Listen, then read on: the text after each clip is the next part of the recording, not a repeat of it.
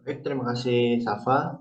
Eh, Kolonialisme elektronik juga seperti yang sudah dijelaskan tadi, kolonialisme elektronik juga berusaha mempengaruhi dan mengendalikan pikiran. Hal ini bertujuan untuk mempengaruhi sikap, keinginan, gaya hidup, dan perilaku konsumen global. Boleh slide selanjutnya. Selanjutnya itu ada sejarah teori kolonialisme elektronik. Yang pertama itu awal mula munculnya teori kolonialisme elektronik yaitu sebelum terjadinya Perang Dunia Pertama. Ketika komunikasi internasional melintas batas negara bersama dengan komunikasi elektronik. Yang kedua itu ada di era 1920-an sampai 1930-an, yaitu ketika organisasi buruh berusaha untuk mempromosikan budaya kesenian rakyat dan mendesentralisasikan orientasi berduis serta industri budaya elit, lalu mempromosikan media lokal. Lalu yang ketiga itu setelah Perang Dunia Ketiga. Tepatnya pada 10 Desember 1948, PBB mengakui semakin pentingnya interaksi budaya dan seni dalam deklarasi universal.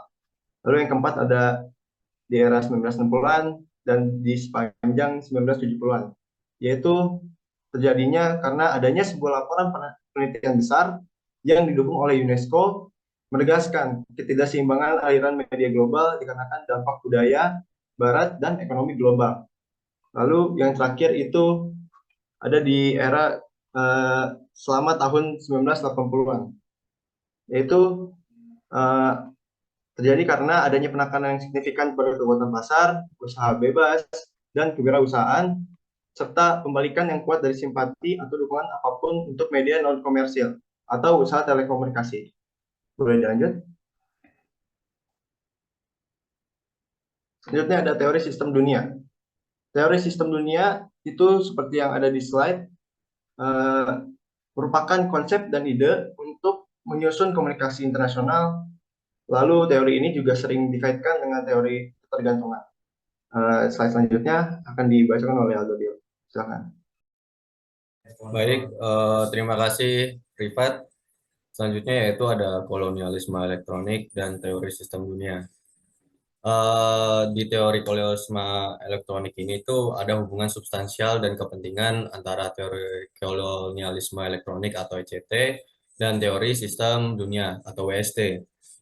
ECT ini berpendapat bahwa ketika diekspor, media massa membawa berbagai nilai dan nilai-nilai ini bersifat ekonomi, sosial, budaya, dan terkadang politik atau agama. Teori WST ini menguraikan dan memperluas ECT dengan membagi negara-negara di dunia menjadi tiga kategori. Kemudian memperluas bagaimana kategori inti bekerja untuk mempengaruhi dua kategori bawahan. Inti yang dimaksud ini yaitu beberapa negara, yaitu seperti Kanada, Prancis, Inggris, Israel, dan Australia. Dan negara-negara ini juga mengkhawatirkan akan adanya Amerikanisasi industri budaya domestik dan perilaku konsumen mereka. Selanjutnya yaitu ada teori ketergantungan yang mengacu pada perubahan sikap yang disebabkan oleh interaksi berulang dengan bisnis inti.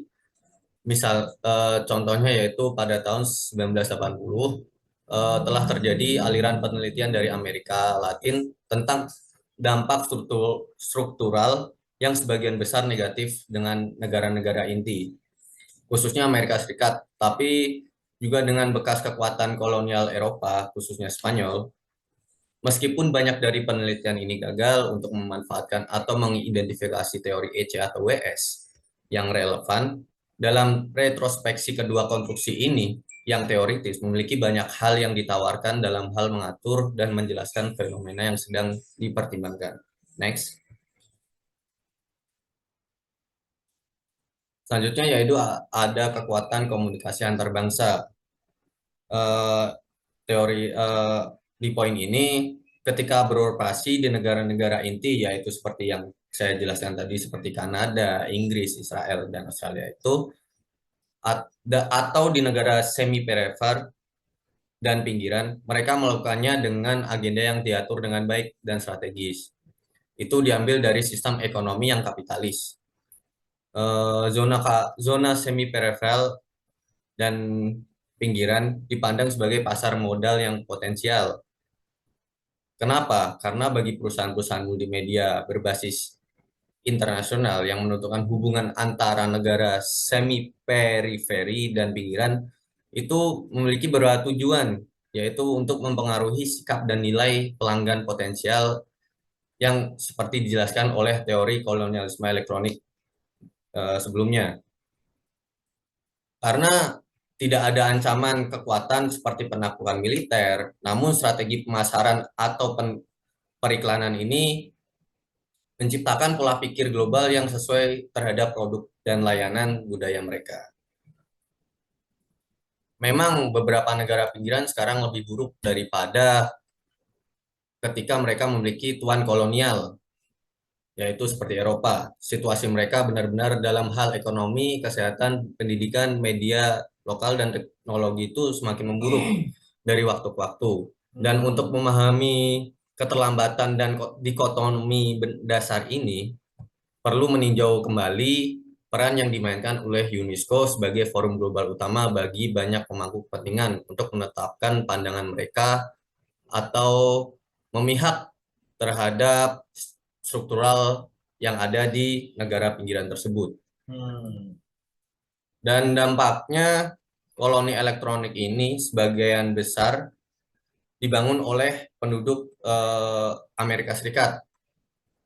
Contohnya yaitu adanya industri hiburan yaitu Big Brother, Millionaire, Weakest Link, Survivor, The Simpsons, hingga sinetron dan reality show. Reality show. Next. Dan selanjutnya yaitu dari format saldo buku.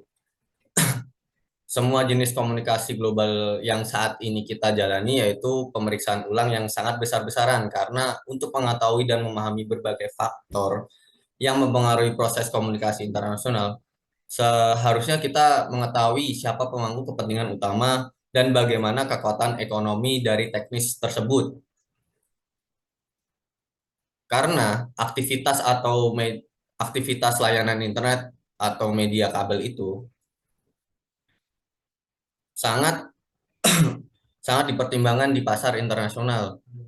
Dan isu-isu ini dijelaskan dan ditafsirkan melalui 3 teori atau gerakan utama, yaitu NWICO, kolonialisme, elektronik, dan teori sistem dunia. Secara kolektif, mereka membantu mengatur tren, ekonomi, teknologi, dan pemangku kepentingan yang terlibat dalam peran komunikasi internasional yang dinamis, signifikan secara global, dan berkembang. Sebagian dari dinamika itu adalah kecepatan merger atau akuisisi yang mempengaruhi beberapa pemangku kepentingan komunikasi global. Ketika komunikasi global ini berkembang dan berpengaruh, komunikasi internasional ini bergerak bersamaan dengan yang terjadi. Dan dampaknya dari komunikasi internasional sangat besar bagi dunia ini, apalagi secara kepentingan pemerintahan yang ada saat ini. Sekian dari kelompok kami. Apabila ada salah kata, mohon dimaafkan. Wassalamualaikum warahmatullahi wabarakatuh.